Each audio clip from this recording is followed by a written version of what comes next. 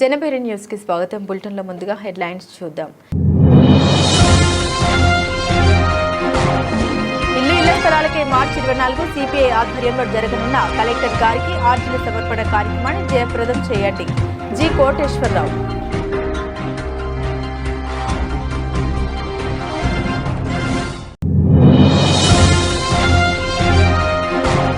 రాష్ట్రంలో కురిసిన అకాల వర్షాల వల్ల కలిగిన పంట నష్టంపై ముఖ్యమంత్రి నారా చంద్రబాబు నాయుడు వరుసగా రెండో రోజు ఉన్నత స్థాయి సమీక్ష.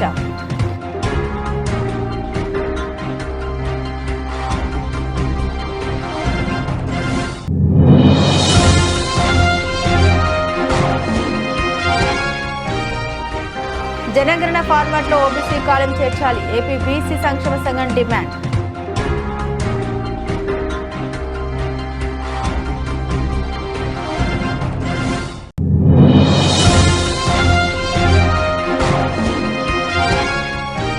ప్రభుత్వం జాబ్ క్యాలెండర్ విడుదల చేయడం పట్ల తెలుగునాడు విద్యార్థి సంఘం తెలుగు యువత ఆధ్వర్యంలో సంబరాలు.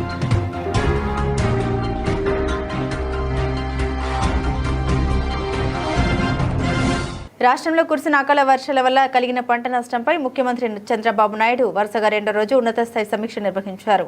వెలగపూల్లోని తన క్యాంపు కార్యాలయం నుండి జిల్లా కలెక్టర్లు ఉన్నతాధికారులతో వీడియో కాన్ఫరెన్స్ నిర్వహించిన సీఎం క్షేత్రస్థాయిలో నెలకొన్న పరిస్థితుల్ని అడిగి తెలుసుకున్నారు. భారీ గాలు వడగళ్ల వానల దెబ్బతిన్న పంటల వివరాల్ని అధికారులు ఈ సందర్భంగా ముఖ్యమంత్రికి వివరించారు. రాష్ట్రంలోని 12 జిల్లాల్లోని 42 మండలాల్లో సుమారు 4,840 హెక్టార్లో మొక్కజొన్న, 1,534 హెక్టార్లో వరి, 310 హెక్టార్లో మినుము పంటలు దెబ్బతిన్నాయని అధికారులు నివేదించారు.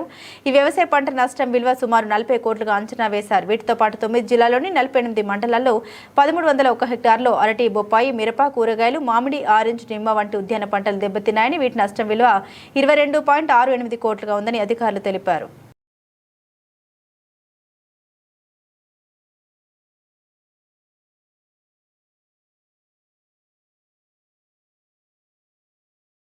కేంద్ర ప్రభుత్వం నిర్వహించ తలపెట్టిన జనగణన ప్రక్రియలో ఓబీసీల గణన కోసం ప్రత్యేక కాలం చేర్చాలని ఆంధ్రప్రదేశ్ బీసీ సంక్షేమ సంఘ రాష్ట్ర అధ్యక్షులు కేశన శంకర్రావు డిమాండ్ చేశారు. విజయవాడలోని మాకినేని బసవ పున్నయ్య హాల్లో నిర్వహించిన ఈ కార్యక్రమంలో హలో బీసీ చలో ఢిల్లీ గోడ పత్రిక ఆయన ఆవిష్కరించారు. ఈ సందర్భంగా మాట్లాడారు. ఇటీవల కేంద్రం విడుదల చేసిన 33 అంశాల జనగణన ప్రశ్నావళిలో కేవలం ఎస్సీ ఎస్టీ వర్గాలకు మాత్రమే కాలం కేటాయించి ఓబీసీలను విస్మరించడం అన్యాయమని పేర్కొన్నారు. ముందుగా హృదయపూర్వక నమస్కారాలు. దేశవ్యాప్తంగా జనగణనతో పాటు కులగణాంకాలు కూడా జరుపుతామని ఇటీవల కేంద్ర ప్రభుత్వం ఒక నిర్ణయం తీసుకున్నటువంటి నేపథ్యంలో ఎన్నో దశాబ్దాల నుంచి అనేక ఉద్యమాలు, అనేక పోరాటాలు చేసినటువంటి పరిస్థితుల వల్ల కేంద్ర ప్రభుత్వం ఎన్డీఏ కూటమి జనగణనతో పాటు కులగణాంకాలు కూడా చేస్తానని చెప్పడం జరిగింది. ఆ క్రమంలో దేశంలో ఉన్నటువంటి బలహీన బడుగు వర్గ ప్రజలందరూ కూడా హర్షం వ్యక్తం చేసేటువంటి విషయం మీ అందరూ కూడా తెలియజేస్తూ ఉన్నాను. రేపు ఏప్రిల్ 1 నుంచి జనగణనతో పాటు కులగణాంకాలు కూడా చేస్తామని 23 అంశాలతో కూడినటువంటి ఒక ఫార్మెట్ని రిలీజ్ చేయటం కూడా జరిగింది. ఆ రిలీజ్ చేసేటువంటి ఫార్మెట్లో 12వ కాలంలో ఎస్సీ ఎస్టీ అదర్స్ అనేటువంటి కాలం అయితే పెట్టారు, కానీ ఓబీసీ కాలం అనేది పెట్టల. అది దానివల్ల ఓబీసీ జనాభా ఏ విధంగా లెక్కలు తేల్చగలవు? మనకి ఈ జనాభా మన నాగరికత వచ్చినప్పుడు ఆల్రెడీ సెన్సస్ తీసుకునేటటువంటి కార్యక్రమం అంటే జనగణన అనేటటువంటి కార్యక్రమం మనకి కౌటిల్య దగ్గర నుంచి కూడా ప్రారంభమైంది.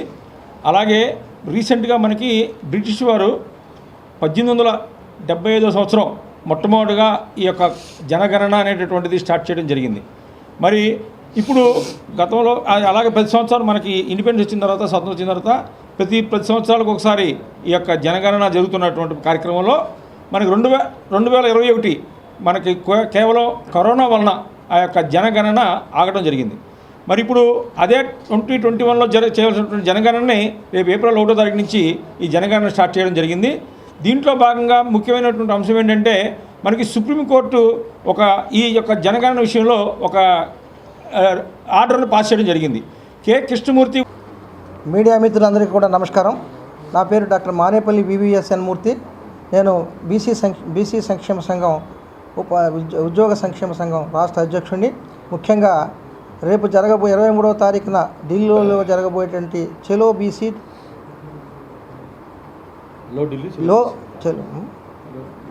హలో బీసీ చెలో ఢిల్లీ కార్యక్రమానికి మా బీసీ సంక్షేమం తరపున అట్లాగే ఉద్యోగ సంక్షేమం తరపున అందరినీ కూడా ఆహ్వానిస్తున్నాం. అందరూ కూడా ఆ కార్యక్రమానికి వస్తారని, ఈ యొక్క కార్యక్రమాన్ని జయప్రదం చేస్తారని కోరుతూ సెలవు తీసుకుంటున్నాను. నమస్కారం. ఈరోజు బీసీ సంక్షేమ సంఘం ఆధ్వర్యంలో జరుగుతున్నటువంటి సమావేశానికి అధ్యక్షులుగా ఉన్నటువంటి మన కేశవ శంకర్రావు గారు, ఆయన ఆధ్వర్యంలో ఈ రాష్ట్రంలో ఎన్నో పోరాటాలు బీసీల సమస్యల మీద జరుగుతూ ఉన్నాయి. అందులో భాగంగా జనగణన మీద కొన్ని సంవత్సరాల నుండి తీవ్ర ప్రయత్నం చేస్తూ ఉన్నాడు మా శంకర్రావు గారు కానివ్వండి, అలానే ఇంకా బీసీ సంఘాలు కానివ్వండి, అన్ని బీసీ సంఘాలు ఈ ఒక్క ఏజెండా మీద తీవ్రమైన పోరాటం గత కొన్ని సంవత్సరాల నుండి ఢిల్లీలో ఆమరణ దీక్షలు కూడా జరిగిన పరిస్థితి. వీటన్నిటినీ ఈ ఒత్తిడిని తట్టుకోలేక ఈ ఒత్తిడి మూలంగా ప్రధానమంత్రి గారు క్యాబినెట్లో బీసీలకి బీసీలు ఏ కులం ఎంతమంది ఉన్నారు మొత్తం కూడా వచ్చే విజయవంతం చేయాలని చెప్పేసి ఈరోజు రాష్ట్ర బీసీ సంక్షేమ సంఘం అధ్యక్షులు కేశవ శంకర్రావు గారి ఆధ్వర్యంలో ప్రెస్ మీట్ ఏర్పాటు చేయడం జరిగింది. ప్రభుత్వాలు భయపడతా ఉన్నాయి. బీసీల యొక్క నిజ నిర్ధారణగా జనాభా గణాంకాలు తీస్తే కనుక మనం ఎక్కడ రిజర్వేషన్ అమలు చేయాల్సి వస్తుందని చెప్పేసి కేంద్ర రాష్ట్ర ప్రభుత్వాలు భయపడతా ఉన్నాయి. మీరు భయపడినంత మాత్రం ఆగదు. ఎప్పుడో ఒకసారి బీసీలు అందరూ కూడా తిరగబడతారు. మీరు తప్పనిసరిగా బీసీల యొక్క రిజర్వేషన్లో నిక్కచ్చిగా చేయాల్సిన పరిస్థితి ఉంటుంది. కాబట్టి మీరు ఈ ప్రభుత్వం కేంద్ర రాష్ట్ర ప్రభుత్వాలు మరి ఈ యొక్క బీసీ జనగణనను దిగ్గుదేల్చాల్సిన అవసరం మీ మీద ఉంది. మీరు కేవలం ఈ యొక్క జనగణనలో బీసీల యొక్క జనగణనకి ఆ యొక్క అంశాన్ని మీరు పెట్టకపోవటం చాలా దురదృష్టకరం. భయపడుతున్నారనేటువంటి స్పష్టంగా అర్థమవుతుంది. కాబట్టి మీరు తప్పనిసరిగా ఆ యొక్క ఫార్మేట్లో ఈ బీసీ కులగణన గురించి ఒక అంశాన్ని ఏర్పాటు చేసి ఈ యొక్క బీసీ జనగణనను నిర్ధారణ చేయాల్సి కోరుతూ ఈ అవకాశం ఇచ్చిన పెద్దలకు ధన్యవాదాలు తెలియజేస్తున్నాను. తెలుగు నూతన సంవత్సరం ఉగాదిని పురస్కరించుకుని శ్రీ మణికాంత్ ఆధ్యాత్మిక యాగక్షేత్రం ఆధ్వర్యంలో ప్రత్యేక పూజ కార్యక్రమాలు నిర్వహించనున్నట్లు ఆ సంస్థ వ్యవస్థాపకులు మణికాంత్ తెలిపారు. గత కొంతకాలంగా జాతక రీత్యా ఎదురవుతున్న గ్రహ దోషాల వల్ల అనేక మంది మానసిక, శారీరక మరియు ఆర్థిక ఇబ్బందులను ఎదుర్కొంటున్నారని ఆయన పేర్కొన్నారు. ఈ నేపథ్యంలో భక్తులకు ఉపశమనం కలిగించే లక్ష్యంతో గురువుల సమక్షంలో రేపటి నుండి 4 రోజుల పాటు ప్రత్యేక యజ్ఞ యాగాదులు, జాతక దోష నివారణ సంకల్పాలు నిర్వహించనున్నట్లు వెల్లడించారు. ఏలూరు రోడ్లోని కార్యాలయంలో ఏర్పాటు చేసిన విలేకరుల సమావేశంలో మణికాంత్ మాట్లాడారు. జాతకంలో దోషాలు ఉన్నాయని ప్రజలు భయపడాల్సిన అవసరం లేదన్నారు. ప్రతి సమస్యకు ఒక పరిష్కారం ఉంటుందని, జాతకంలోని లోపాలను విశ్లేషించి ఆధ్యాత్మిక మార్గంలో వాటిని అధిగమిస్తే ఉన్నత స్థితికి చేరుకోవచ్చని తెలిపారు. మా కేంద్రం ద్వారా ఇప్పటి వరకు సుమారు 10,000 మందికి పైగా సహాయం చేయడం జరిగిందని, ఫలితంగా వివాహాలు కుదరని వారు, ఉద్యోగ అవకాశాల కోసం ఎదురు చూస్తున్న వారు, సొంత ఇల్లు నిర్మించుకోవాలని కలలు కనే వారు వారి లక్ష్యాన్ని చేరుకున్నారని తెలిపారు.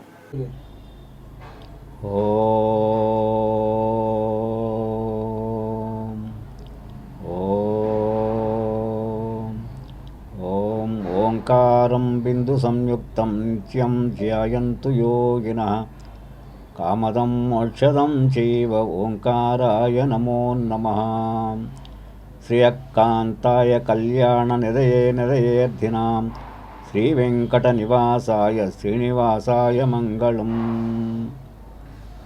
భగవద్బంధువులారా, నూతన సంవత్సర ఉగాది శుభాకాంక్షలు తెలియజేస్తూ మీ అందరూ కూడా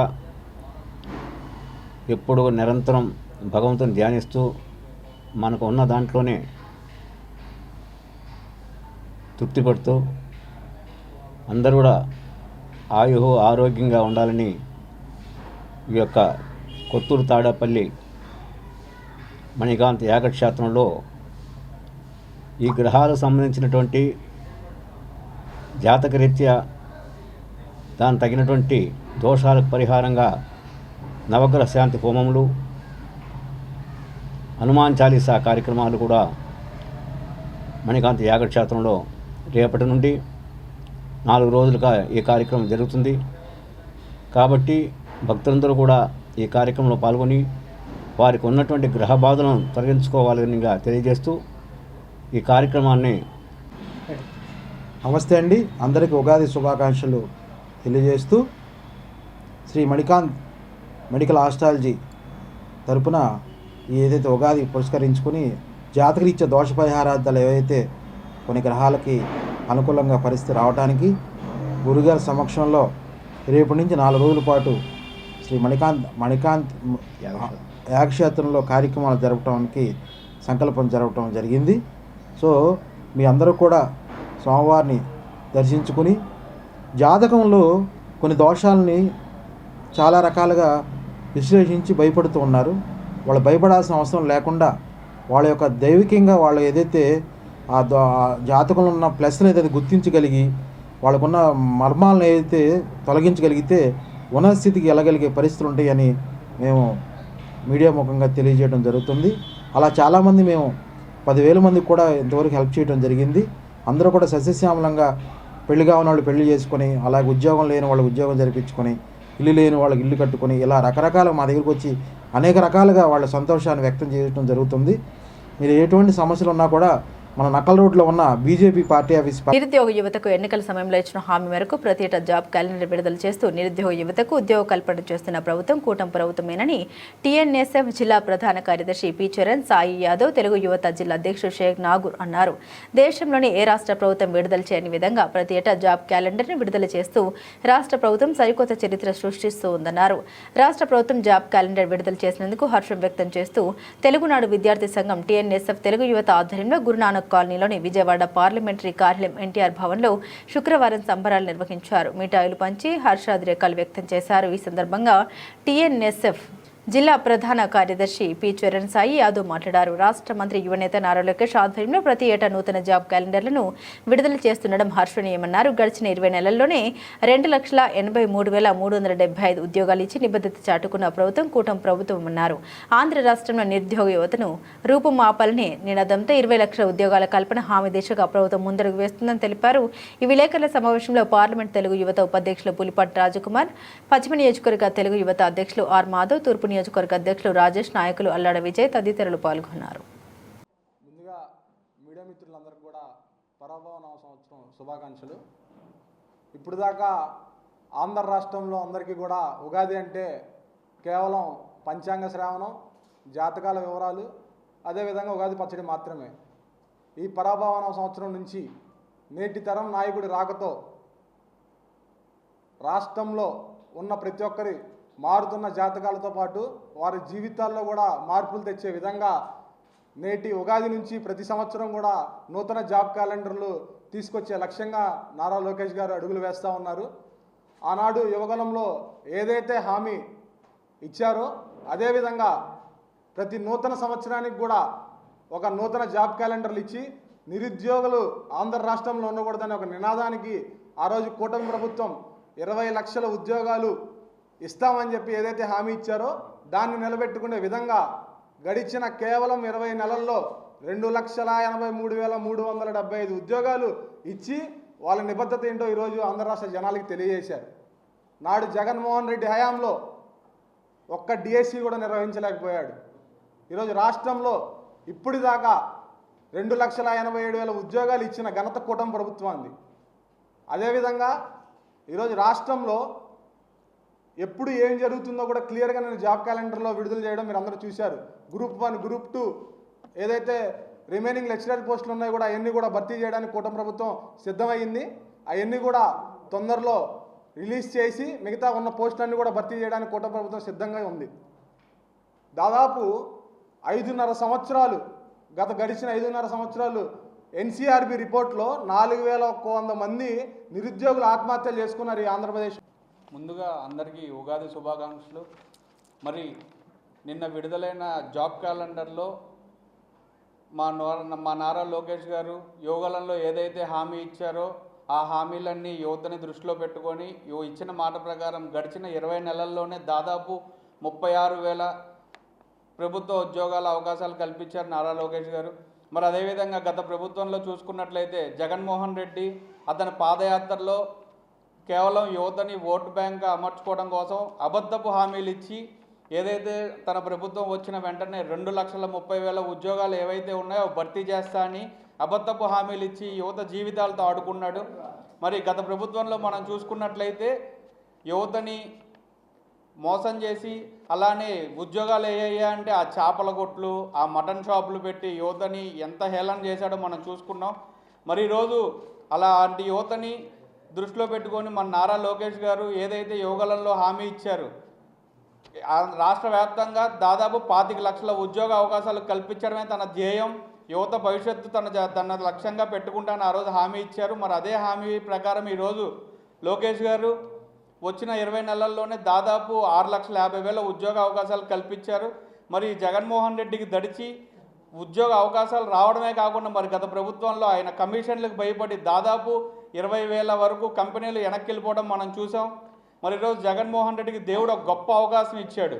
అదేంటంటే ప్రజల మనసులో స్థానం సంపాదించుకోవడం ఎలా, అలానే యువత భవిష్యత్తు బాగు చేయడం, రాష్ట్రాన్ని ఎలా మంచి బాటలో తీసుకెళ్లాలనేది నేర్పించడం కోసమే జగన్మోహన్ రెడ్డి గారికి ఆ భగవంతుడు ప్రతిపక్ష హోదా కూడా లేకుండా ఏదైతే తను నాయకత్వ లక్షణాలు, ప్రజా పరిపాలనా విధానం నేర్చుకునే విధంగా అవకాశం కల్పించడం కోసం అతన్ని ప్రతిపక్ష హోదా కూడా లేకుండా మా కూటమి ప్రభుత్వం ముఖ్యమంత్రి కానీ, డిప్యూటీ సీఎంని కానీ, అలానే మా కూటమి నాయకులు, ముఖ్యంగా మా యువ నాయకులు లోకేష్ గారిని చూసి పరిపాలనా విధానం అంటే ఏంటి, యువతని మంచి బాటలో ఎలా తీసుకెళ్లాలనేది నేర్చుకోవడం కోసం దేవుడు మీకు ఈరోజు ఇలాంటి పరిస్థితి ఇచ్చాడని మీకు ఒకసారి గుర్తు చేస్తూ ఉన్నాం.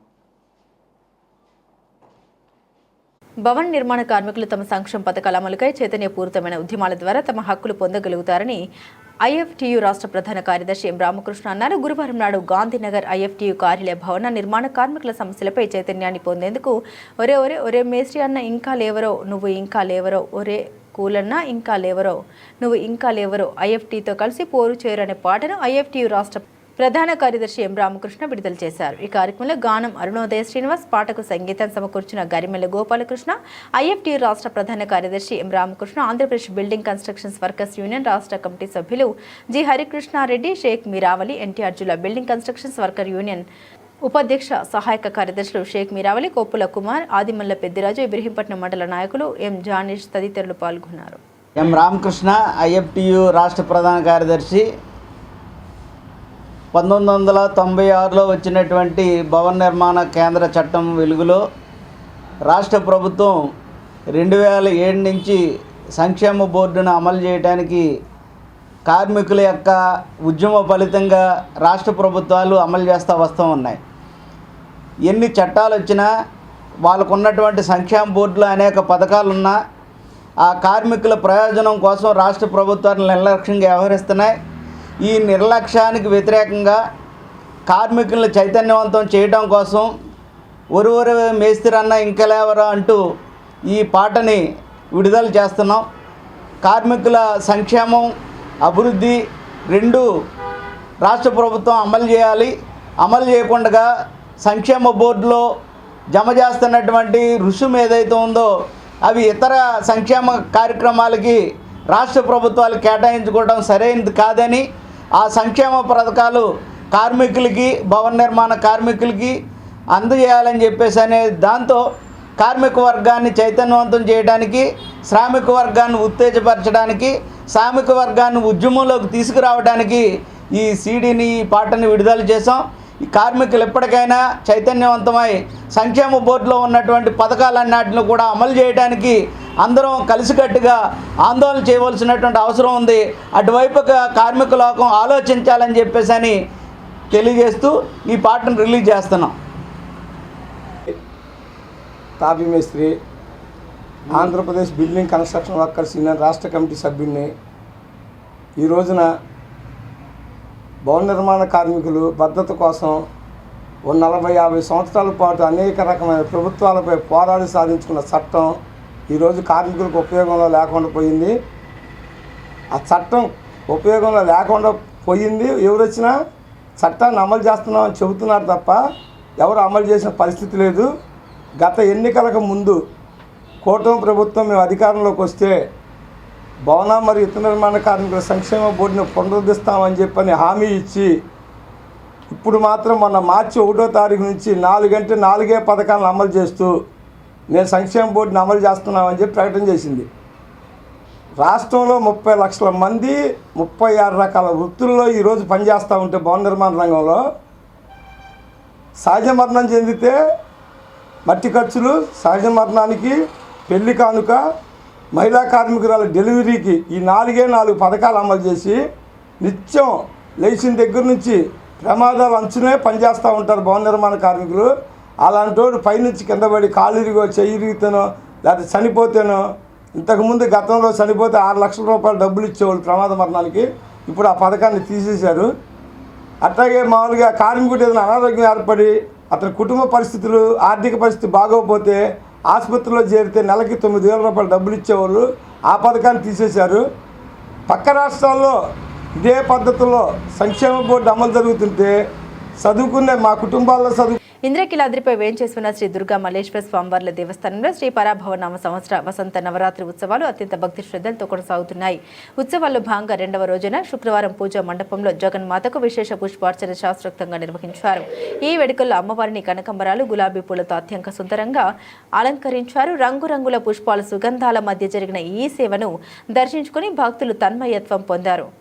ఈ విశేష పూజా కార్యక్రమాల్లో ఎన్టీఆర్ జిల్లా collector doctor G Lakshmisha IAS దంపతులు పాల్గొని అమ్మవారికి పుష్పాలను సమర్పించి ప్రత్యేక పూజలు నిర్వహించారు. ఆలయ అధికారులు వారికి పూర్ణ కుంభంతో స్వాగతం పలికి దర్శన అనంతరం తీర్థప్రసాదాలను అందించారు.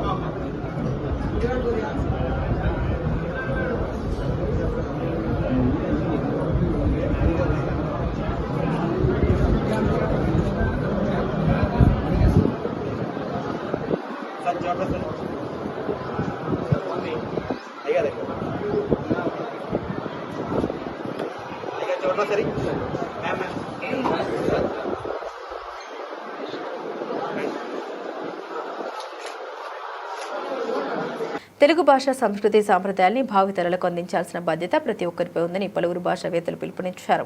ఆంగ్ల, హిందీ భాష వ్యామోహంలో తెలుగు భాష నిర్లక్ష్యం చేయడం సరికాదని వారు పేర్కొన్నారు. ప్రాథమిక స్థాయి నుండి డిగ్రీ వరకు మాతృభాషలోనే విద్యాబోధన సాగాలని వారు ప్రభుత్వానికి విజ్ఞప్తి చేశారు. బందర్ రోడ్లోని బాలోత్సవ భవన్లో తెలుగు జాతి పరిరక్షణ సమితి ఆవిర్భావ కార్యక్రమం ఘనంగా జరిగింది. ఈ సందర్భంగా ఏర్పాటైన సభలో ముఖ్య అతిథిగా పాల్గొన్న ఏపీ పొట్టి శ్రీరాములు తెలుగు విశ్వవిద్యాలయం ఉపపతి ఆచార్య డి మునిరత్నం నాయుడు మాట్లాడారు. సమాజంలో మారుతున్న పరిస్థితుల వల్ల మన సంస్కృతి విఘాతం కలుగుతుందని ఆవేదన చెందారు. కేంద్ర ప్రభుత్వం నూతన విద్యా విధానం ప్రకారం ప్రాథమిక స్థాయి నుండి డిగ్రీ వరకు మాతృభాషలోనే బోధన సాగాలని, ముఖ్యంగా మెడిసిన్, ఇంజనీరింగ్ వంటి వృత్తి విద్యా కోర్సుల్లో కూడా తెలుగు మాధ్యమంలో పుస్తకాలు అందుబాటులోకి రావాలని కోరారు. ఈ కార్యక్రమంలో ఆంధ్ర మహాసభ సభ్యులు PV Varaprasad, Maharashtra all India cultural coordinator doctor Radhamohan, Tamil Nadu రాష్ట్రేతర తెలుగు సమైక్య చైర్మన్ ఏవి సీతారామయ్య, రాష్ట్రేతర తెలుగు సమైక్య చైర్మన్ రాళ్లపల్లి సుందర్రావు తదితరులు పాల్గొన్నారు. తెలుగు జాతి పరిరక్షణ సమితి ఈరోజు ఆవిర్భావ దిన సందర్భంగా విజయవాడలో ఉగాది సందర్భంగా ఆవిర్భావ దినోత్సవం జరుపుకోవడం జరుగుతుంది. దీనికి తెలుగు జాతి పక్షం మన లక్ష్యం అనే నినాదంతో, అదే మా విధానంతో, అదే మాకు ప్రధానంగా చేయడం జరుగుతుంది. దీన్ని ఒక వేదికగా, దీంట్లో ఎవరి నాయకత్వం కాదు, అందరు నాయకులే ఎవరి స్థానాల్లో వాళ్ళ నాయకత్వాన్ని వహించేటట్టు దీన్ని ఒక వేదికగా ఉపయోగించుకునేలాగా తీర్చిదిద్దడం జరుగుతుంది. ముందు రాష్ట్ర స్థాయిలో తెలుగు రాష్ట్రాల్లో మొదటగా కమిటీలు వేసి, జిల్లా స్థాయిలో కమిటీలు, కాన్స్టిట్యున్సీ స్థాయిలో కమిటీలు వేసి, తర్వాత వరల్డ్ వైడ్గా అట్లాగే ప్రపంచవ్యాప్తంగా తీసుకెళ్లే ఉద్దేశంతో ఈ కార్యక్రమం జరుగుతుంది.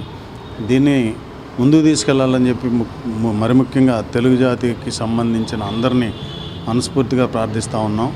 ఇది ఏ ఒక్కరిది కాదు, ఈరోజు సదాశివరావు గారు వారి సహచరులందరూ తెలుగు జాతి పరిరక్షణ సంస్థని స్థాపించే వాళ్ళ మొదలు పెట్టడం జరుగుతుంది. దానికి పూర్తి సంఘీభావం తెలియజేస్తాను. నేను ఒకటే చెప్తున్నాను, ఈ ప్రపంచంలో 13.5 కోట్ల మంది తెలుగు జాతి ఉన్నారు. 8 రాష్ట్రాలకు ముఖ్యమంత్రిగా చేసిన తెలుగు జాతి మంది మీకు తెలుసు. చాలామంది మిగతా వాళ్ళు తెలియపోయి ఉండొచ్చు. మన పాండిచ్చేరికి వైద్యరంగ గారు, సుబ్బారెడ్డి గారు, తమిళనాడుకి దక్షిణామూర్తి గారు 5 సార్లు ముఖ్యమంత్రి చేశారు. వాళ్ళ అబ్బాయి స్టాలిన్ గారు ముఖ్యమంత్రి. అంటే దక్షిణామూర్తి గారి పేరు మాత్రం కరుణానిధి పెట్టుకోవచ్చు. కర్ణాటకకి వచ్చిన తర్వాత మొదటి ముఖ్యమంత్రి చెంగలారెడ్డి గారు, మహారాష్ట్రకు మారుతిరావు గారు, ఇటుపంటి రాఘవేంద్రరావు గారు మధ్యప్రదేశ్ అంటే సెంట్రల్ పాయింట్స్, పర్లాకింటి రాజు గారు ఒరిస్సాకి. మనకు అంటే 8 రాష్ట్రాలు ముఖ్యమంత్రి చేసాం. మన 2 రాష్ట్రాలు కాకుండా మనం కలిపి అనేక దేశాలకు అధ్యక్షులుగా చేసాం. బర్మా దేశం, అసలు అనేక దేశాలు, శ్రీ విజయ సామ్రాజ్యం కానీ, మన గోదావరి జిల్లా నుంచి వెళ్ళిన వాళ్ళు చంపా సామ్రాజ్యం అంటే వియత్నాం దాకా వెళ్ళాం. వీరాస్వామి రంగడ్ గారు మారిషస్ దేశ అధ్యక్షుడిగా ఉన్నారు. అలాంటి గొప్ప తెలుగు జాతి వాళ్ళ అవమాన భారంతో ఇబ్బంది పడుతుందనే బాధ కలిసివేస్తుంది మనుషుల్లో. మనం ఈరోజు సమాజం సంఘజీవి అనే మాట మర్చిపోయి ఎవరికి వారే యమునా తీరేలాగా ఉంది పరిస్థితి. కాబట్టి మన రాష్ట్ర భాష, సంస్కృతి, సంప్రదాయాలు వీటన్నిటినీ కాపాడుకోవాల్సినటువంటి అవసరం ఎంతైనా ఉంది. మనం ఇక్కడి నుండి ప్రవాసంలోకి వెళ్ళినప్పుడు వాళ్ళు కాపాడుకుంటున్నారు, కానీ ఇక్కడైతే మనం కాపాడుకోలేకపోతున్నాం. ఎంతసేపు ఆంగ్ల చదువుల మీద పడిపోయి మన తెలుగు భాషను, మన సంస్కృతిని మనం మర్చిపోతున్నాం. కాబట్టి దాన్ని పంచాయతీ స్థాయి నుండి, మండల స్థాయి నుండి, జిల్లా స్థాయి నుండి డెవలప్ చేయాలనేదే మా ఉద్దేశం. దానికోసమే నేను వీళ్ళకు చెప్పాను ఆ విధంగా మనం చేస్తే చేయాలని. కాబట్టి మనం దానికి సంబంధించినటువంటి కమిటీలు వేసుకొని ఎక్కడికక్కడ వేసి మనం దైనందిన వ్యవహారాలన్నింటిలోనూ మనం తెలుగు భాషను వాడుకునేటట్టుగా, అదేవిధంగా 2020 ఏదైతే కేంద్ర ప్రభుత్వం విద్యా పెట్టిందో చేనేత రంగంలో జరుగుతున్న కృషి గొప్పదని ఆంధ్రప్రదేశ్ చేనేత జౌళి శాఖ కమిషనర్ రేఖా రాణి చేనేత కళ యొక్క ప్రాముఖ్యతను భారత రాష్ట్రపతి ద్రౌపది ముర్ముకు తెలియజేసి భారతదేశ సంస్కృతి వారసత్వాన్ని వివరించారు. ఆంధ్రప్రదేశ్ చేనేతకి ఒక గర్వకారణం. ఏపీ చేనేత జౌళి శాఖ కమిషనర్ రేఖా రాణి హైదరాబాద్లో రాష్ట్రపతి నిలయంలో రాష్ట్రపతి ద్రౌపది ముర్ముని కలిసి ఉరవకొండలో నేత చేసిన పట్టు చీరని బహుమతిగా అందించారు. ఉగాది అంటే కొత్త ఆరంభాలు మన సాంప్రదాయం. ఆ ప్రత్యేక సందర్భంగా ద్రౌపది ముర్ము మన అనంతపురం జిల్లాలో ఉరవకొండ పట్టు చీరని ఉగాది రోజు ధరించడం ఇది నిజంగా మన రాష్ట్రానికి గర్వకారణంగా ఉందని కమిషనర్ తెలిపారు.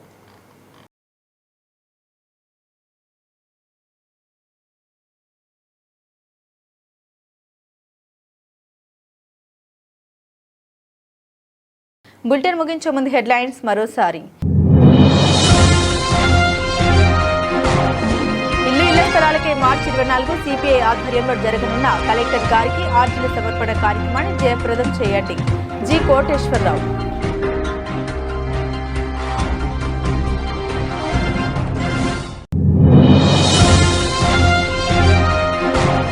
రాష్ట్రంలో కురిసిన అకాల వర్షాల వల్ల కలిగిన పంట నష్టంపై ముఖ్యమంత్రి నారా చంద్రబాబు నాయుడు వరుసగా 2వ రోజు ఉన్నత స్థాయి సమీక్ష.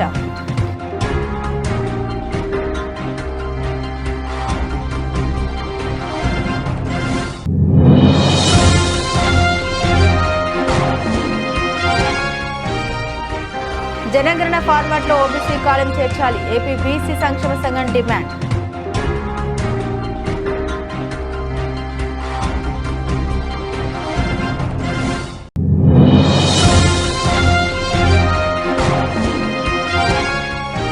ప్రభుత్వం జాబ్ క్యాలెండర్ విడుదల చేయడం పట్ల తెలుగునాడు విద్యార్థి సంఘం, తెలుగు యువత ఆధ్వర్యంలో సంబరాలు.